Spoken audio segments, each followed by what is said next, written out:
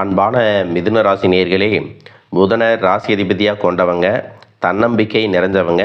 உங்களை பற்றி ஒரு விஷயம் சொல்லணும் அப்படின்னா, எப்பேற்பட்ட சூழ்நிலையில் நீங்கள் இருந்தாலும் புத்திசாலித்தனமாக சிந்தித்து செயல்படக்கூடிய திறமை உங்கள்கிட்ட எப்பவுமே இருக்கும். மற்றவங்க பிரச்சனைன்னு பார்க்கக்கூடிய இடத்துல நீங்கள் அதில் இருக்கக்கூடிய வாய்ப்புகளை தான் பார்ப்பீங்க. அதனால தான் இந்த வாழ்க்கையில் பல தடைகளை எல்லாம் தாண்டி மீண்டும் மீண்டும் எழுந்து நிற்கக்கூடிய சக்தியும் திறமையும் உங்களுக்கு இருக்குது. ஆனாலும் கடந்த சில மாதங்களாக பார்த்தீங்கன்னா உங்களுடைய மனசில் ஒரு விதமான பாரத்தோடு இருந்திருக்கலாம். எதிர்பார்த்த காரியங்கள் எல்லாமே தள்ளி போயிருக்கும்.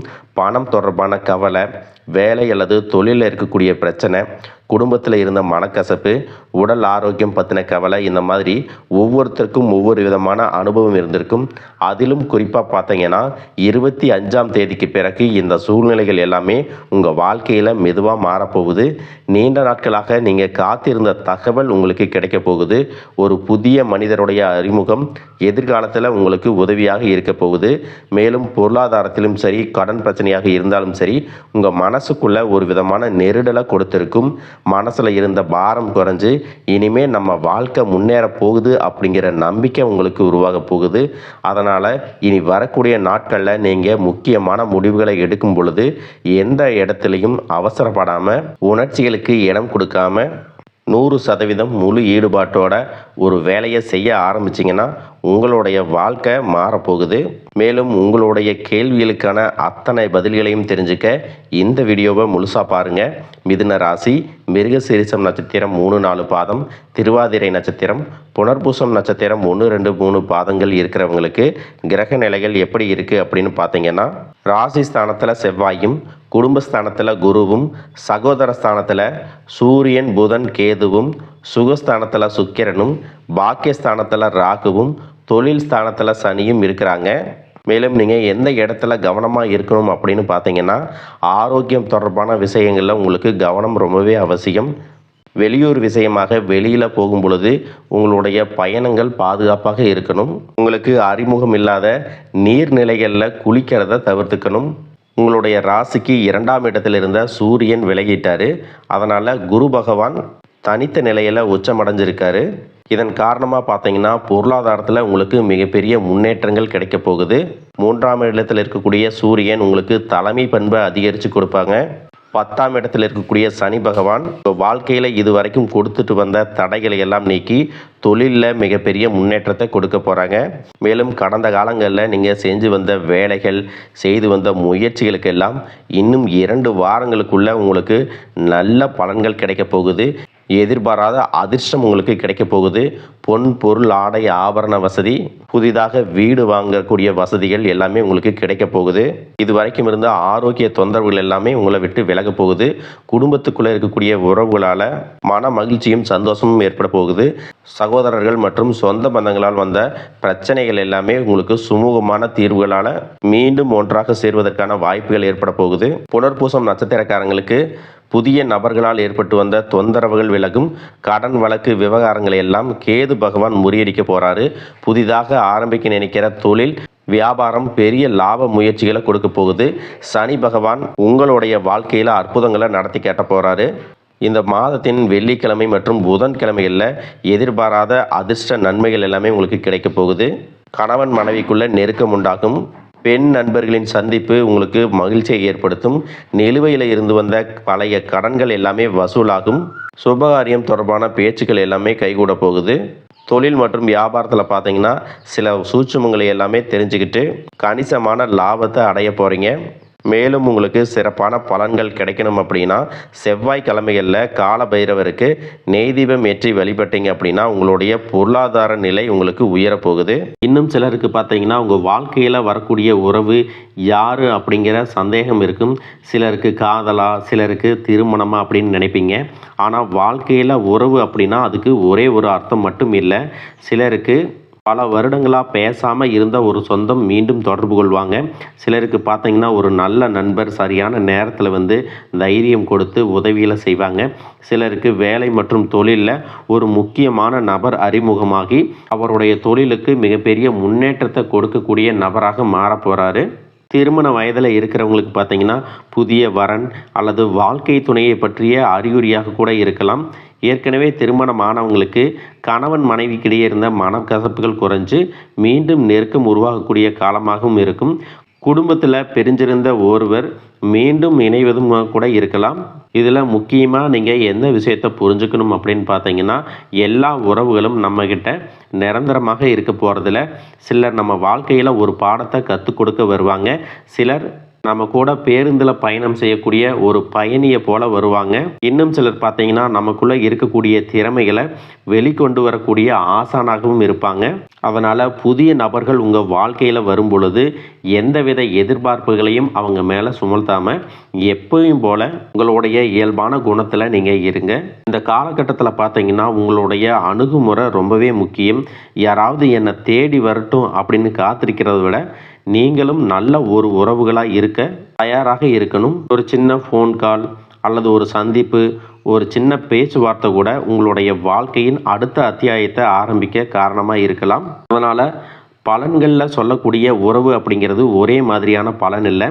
உங்களுடைய வயது, குடும்ப நிலை, வேலை, திருமண வாழ்க்கை எல்லாத்தையும் பொறுத்து உங்களுக்கான பலன்கள் மாறுபடும். இது வரைக்கும் உங்கள் லட்சியத்துக்காகவும் குடும்பத்துக்காகவும் கஷ்டப்பட்டு உழைச்சி உங்களுடைய உடல் நலனை நீங்கள் கவனிக்காமல் விட்டுருந்துருப்பீங்க. இப்போ வரைக்கும் சிலருக்கு அது வெளியில் தெரியல அப்படின்னாலும் சின்ன சின்ன பிரச்சனைகள் மூலமாக உங்களுக்கு தொந்தரவு கொடுத்துட்டு வந்திருக்கும். அந்த உடல் சார்ந்த பிரச்சனைகள் முழுவதும் குணமாகணும் அப்படின்னா அதற்கு தகுந்த சிகிச்சை முறைகளை எடுத்துக்கிறது மட்டுமல்லாமல் உங்களுடைய உடல் நலனையும் நீங்கள் பாதுகாக்கணும். உங்கள்கிட்ட நிறைய ஆற்றல் இருக்குது, திட்டங்கள் இருக்குது, கடின உழைப்பு எல்லாமே இருக்குது. ஆனால் உடல் ஆரோக்கியம் இல்லாமல் போச்சு அப்படின்னா உங்களால் எதையுமே சாதிக்க முடியாது. இதற்கு பிறகாவது உங்களுடைய உடல் ஆரோக்கியத்தில் நீங்கள் கூடுதலான கவனம் செலுத்தினீங்க அப்படின்னா நீங்கள் செய்யக்கூடிய எல்லா காரியத்திலையும் உங்களுக்கு வெற்றி கிடைக்கும். எதிரிகளை எல்லாம் ஜெயிச்சு வருவீங்க. சிலர் பார்த்தீங்கன்னா நல்ல வேலை கிடைக்காம வீட்லேயும் சரி சமுதாயத்திலும் சரி நிறைய பேருடைய கிண்டலுக்கும் கேலிக்கும் ஆளாகி இருப்பீங்க. இன்னும் சிலர் குடும்ப கஷ்டத்துக்காக பிடிக்காத ஒரு வேலைக்கு போயிட்டு இருந்திருப்பீங்க. இதற்கு பிறகு உங்களுடைய தன்னம்பிக்கை அதிகரிக்கும். புதிய புதிய தொழில்நுட்பங்களை கற்றுக்கிட்டு நல்லதொரு வேலையில் சேர போகிறீங்க. அரசியல்வாதிகளை பொறுத்த வரைக்கும் புதிய பொறுப்புகள், புதிய பதவிகள் எல்லாமே தானாக கிடைக்க போகுது. நம்மளுடைய குடும்ப உறவுகள், நம்முடைய நண்பர்கள் அப்படின்னு சொல்லிட்டு சிலருக்கு பெரிய ஒரு தொகையை கடனாக கொடுத்துட்டு அதை திரும்ப வாங்க முடியாமல், கேட்க முடியாமல் ஒரு விதமான மன அழுத்தத்துக்குள்ளாக இருப்பீங்க. அதனாலேயே உங்களுடைய உறவு கெட்டிருக்கும். அந்த பணம் உங்களுக்கு திரும்ப கிடைக்காது அப்படின்னு நீங்கள் முடிவே செஞ்சுருப்பீங்க. உங்ககிட்ட பணம் வாங்கினவங்க அவங்களுடைய தவறை புரிஞ்சுக்கிட்டு மனசாட்சியோட உங்களுக்கு அந்த பணத்தை திருப்பி கொடுப்பாங்க. குடும்பத்தில் இருக்கக்கூடிய நெருக்கடிகள் விலகும். செல்வாக்கு, அந்தஸ்து உயரும். கடவுள் நம்பிக்கை அதிகமாகும். பெரியவர்களுடைய உதவி உங்களுக்கு கிடைக்கும். உறவில் இருந்த சண்டை சச்சரவுகள் முழுவதுமாக விலகும். புதிய நண்பர்களும் உங்களுக்கு உதவி செய்வாங்க. தொழிலில் ஏற்பட்ட நெருக்கடிகள் விலகும். பொருளாதார ரீதியாக நலிவடைந்த நிறுவனங்கள் முன்னேறவும் போகிறாங்க. மேலும் மேலும் எதிர்பார்த்த லாபமானது உங்களுக்கு வியாபாரத்தில் கிடைக்க போகுது. புதிதாக தொழில் தொடங்கணும் அப்படின்னு நினைக்கிறவங்க இந்த காலகட்டத்தில் நீங்கள் தொழில் தொடங்கலாம். இது வரைக்கும் உங்கள் குடும்ப உறவுகளுக்கு நீங்கள் பெருசாக முக்கியத்துவம் கொடுத்துட்டு இருக்க மாட்டீங்க. எத்தனையோ கஷ்டமான சூழ்நிலைகளில் உங்களோடு எல்லாவற்றையும் சகித்து கொண்டிருந்த குடும்ப உறவு சகிப்புத்தன்மையை இழந்து கடமைக்கு ஏதோ ஒரு வாழ்க்கையை வாழ்ந்துட்டு இருக்கிற மாதிரியான சூழ்நிலையில் இருந்திருப்பாங்க. என்னதான் நீங்கள் குடும்ப உறவுகளை பத்திரமா பார்த்துக்கிறேன், எல்லாத்தையும் பூர்த்தி செஞ்சு கொடுக்குறேன் அப்படின்னு சொன்னாலும் குடும்ப உறவுகள் கிட்ட நீங்கள் மனம் விட்டு பேசணும். 20 வயசில் இருந்தாலும் சரி, 70 வயசில் இருந்தாலும் சரி, குடும்பத்தில் இருக்கிறவங்களுடைய மனநிலையை நீங்கள் எல்லா கட்டத்திலையும் புரிஞ்சுக்கணும். அவங்களுடைய வார்த்தைகளுக்கு மதிப்பு கொடுத்து சில விஷயங்களை திருத்திக்கிட்டும் சில விஷயங்களை மாற்றிக்கிட்டும் நீங்கள் இருந்தீங்க அப்படின்னா உறவுகள் உங்களை தலையில் தூக்கி வச்சு கொண்டாடுவாங்க.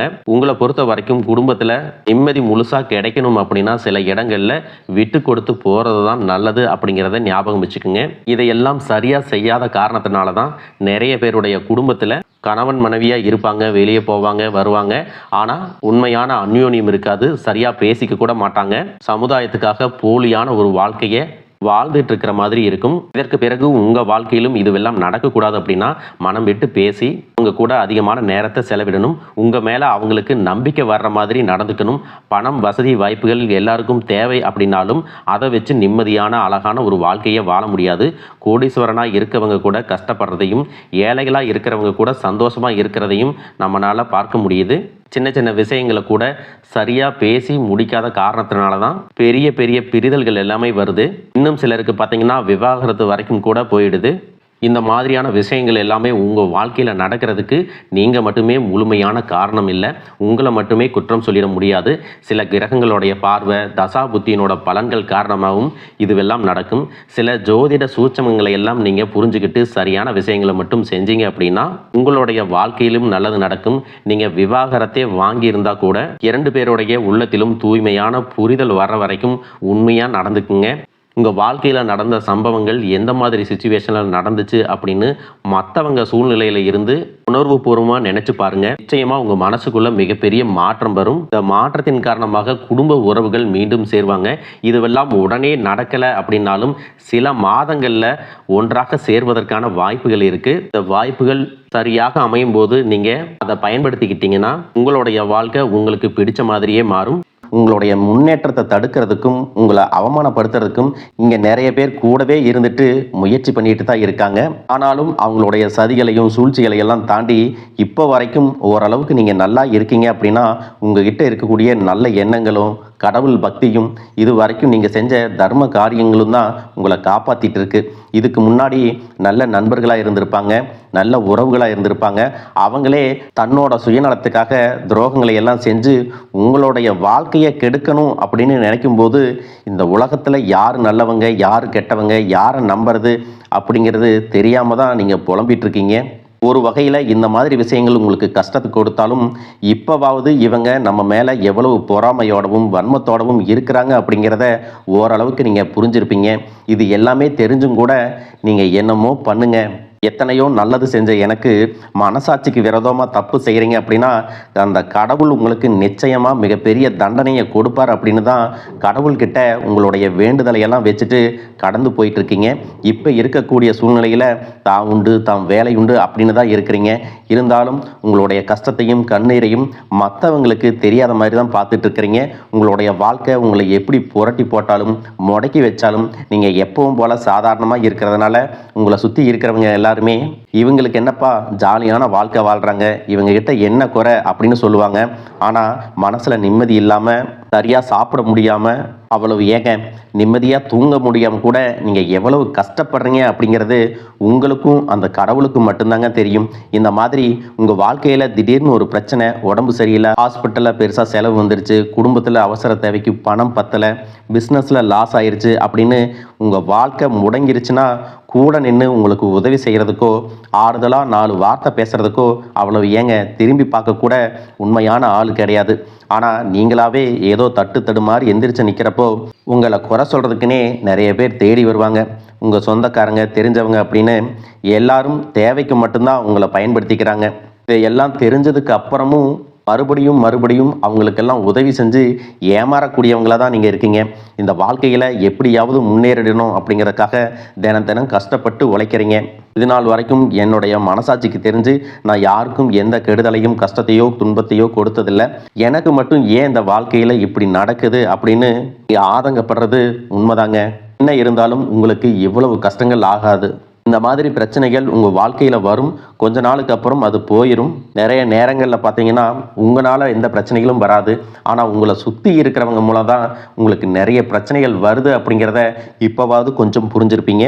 இவ்வளவு நடந்ததுக்கப்புறம் இனி என் வாழ்க்கை மாறுமா அப்படின்னு நீங்கள் கேட்குற கேள்விகளுக்கெல்லாம் பதிலாக தாங்க இனி வரக்கூடிய கிரக நிலைகள் மற்றும் அதன் இயக்கத்தின் காரணமாக உங்களுக்கு நல்ல பலன்கள் எல்லாமே கிடைக்க போகுதுங்க. நாள் வரைக்கும் நடந்த கெட்ட விஷயத்தை எல்லாம் விட்டுருங்க. இனி வரக்கூடிய நாட்களில் உங்களுக்கு எந்த மாதிரி நன்மைகள் கிடைக்க போகுது அப்படிங்கிறத பற்றி தான் இந்த வீடியோ பதிவில் பார்க்க போகிறோம். முதலாவதாக மீன ராசியில் இருக்கக்கூடிய சனி பகவான் உங்களுக்கு ஆரம்பத்தில் சில தடைகளை கொடுத்திருந்தாலும் இந்த வருடத்தின் இறுதிக்குள்ள உங்களுக்கு நல்ல பலன்களை எல்லாம் கொடுக்க போகிறாரு, தடைகளை எல்லாம் விலக்க போகிறாரு. இதன் மூலமாக பொருளாதார ரீதியாக உங்களுக்கு நல்ல முன்னேற்றம் அப்படிங்கிறது விரைவிலேயே ஏற்பட போகுது. அடுத்ததாக பார்த்தீங்கன்னா சுக்கிர பெயர்ச்சி, புதிதாக வீடு வாகனங்கள் எல்லாமே வாங்குவீங்க. ஆரம்பத்தில் பொருளாதாரத்தில் ஏற்ற இறக்கங்கள் இருந்தாலும் இந்த வருடம் முடியும் பொழுது குறிப்பிட்ட அளவுக்கு நீங்கள் சொத்து சேர்த்து வச்சுருப்பீங்க. குழந்தை பாக்கியம் இல்லை அப்படின்னு கவலைப்பட்டிருந்தவங்களுக்கு நிச்சயமாக குழந்தை பாக்கியம் உருவாகும். அவங்களுடைய உடல் நலனில் எவ்வளவு பிரச்சனைகள் இருந்தாலும் அதையெல்லாம் சரி செஞ்சு இந்த பாக்கியத்தை அடைய போகிறாங்க.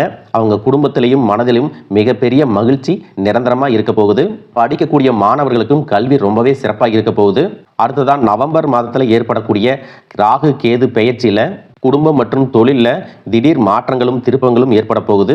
நீண்ட நாளாக நிறைய பேர் உடல்நலம் சார்ந்த பிரச்சனைகளில் முடங்கி கிடந்திருப்பாங்க. நடக்கிறதுக்கே ரொம்ப சிரமப்பட்டிருந்திருப்பாங்க. அந்த பிரச்சனை எல்லாமே முழுவதுமாக நிவர்த்தியாக போகுது. கடந்த காலகட்டங்களில் உங்களுக்கு நல்லதொரு வேலை கிடைச்சிருக்காது. குடும்ப கஷ்டத்திற்காக குறைவான சம்பளத்தில் பிடிக்காத வேலையை செஞ்சுட்டு இருந்திருப்பீங்க. உங்களை பொறுத்த வரைக்கும் பிஇ படிச்சிருப்பீங்க, டிகிரி படிச்சிருப்பீங்க. சில பேர் தன்னுடைய கல்வி தகுதிக்கு சரியான வேலை கிடைக்கல அப்படின்னு ரொம்பவே ஆதங்கப்பட்டு இருந்திருப்பீங்க. வரக்கூடிய நாட்களில் நீங்கள் சரியான முயற்சிகளை எடுத்தீங்க அப்படின்னா அரசாங்க வேலைக்கு நீங்கள் முயற்சி பண்ணாலும் உங்களுக்கு அரசாங்க வேலை கிடைக்கும். பேங்க் வேலையோ, ஐடி கம்பெனியோ, அது தனியார் நிறுவனங்களோ உங்களுக்கு மனசுக்கு பிடிச்ச மாதிரி நல்ல வருமானத்தோடு வேலை கிடைக்கக்கூடிய சூழ்நிலையும் இருக்கு. மேலும் கணவன் மனைவிகளில் பார்த்தீங்கன்னா நல்ல அந்யோன்யம் இருக்க போகுது. இது வரைக்கும் இருந்த மன கஷ்டங்கள் எல்லாம் நீங்கி ஒற்றுமையோட இருக்க போறாங்க. சொத்து மற்றும் பல பிரச்சனைகள் காரணமாக நீதிமன்றத்தில் ஏதாவது வழக்குகள் இருக்கு அப்படின்னா கூட அதுவெல்லாம் உங்களுக்கு சாதகமாக வரும். அதிலும் சொத்து விஷயத்துல சனி பகவானுடைய பார்வை உங்களுக்கு நேரடியா இருக்கிறதுனால சில தடைகளை கடந்து வரும் பொழுது உங்களுக்கு அந்த சொத்தானது நிச்சயமாக கிடைக்கும். இது வரைக்கும் நீங்க வேலை செஞ்சுட்டு இருக்கக்கூடிய இடத்துல சரியான ஒத்துழைப்பு இருந்திருக்காது. முழு ஈடுபாட்டோட வேலை செய்ய முடியாத அளவுக்கு சில பிரச்சனைகள் எல்லாமே இருந்திருக்கும். இனி வரக்கூடிய காலங்களில் உடன் வேலை செய்கிறவங்க மூலமாக உங்களுக்கு நல்ல ஆதரவு கிடைக்கும். சந்தோஷமாக அந்த வேலையை செய்வீங்க. வேலையில் உங்களுக்கு பண பலன்கள் ஏதாவது வராமல் இருந்துச்சுன்னா அந்த பண பலன்கள் எல்லாமே உங்களுக்கு வெகு சீக்கிரத்தில் கிடைக்கும். அரசு வேலையில் இருக்கக்கூடியவங்க சட்டத்திற்கு புறம்பாக எந்த ஒரு காரியத்திலையும் ஈடுபடாமல் நேர்மையாக நடந்து கொள்வது நல்லது.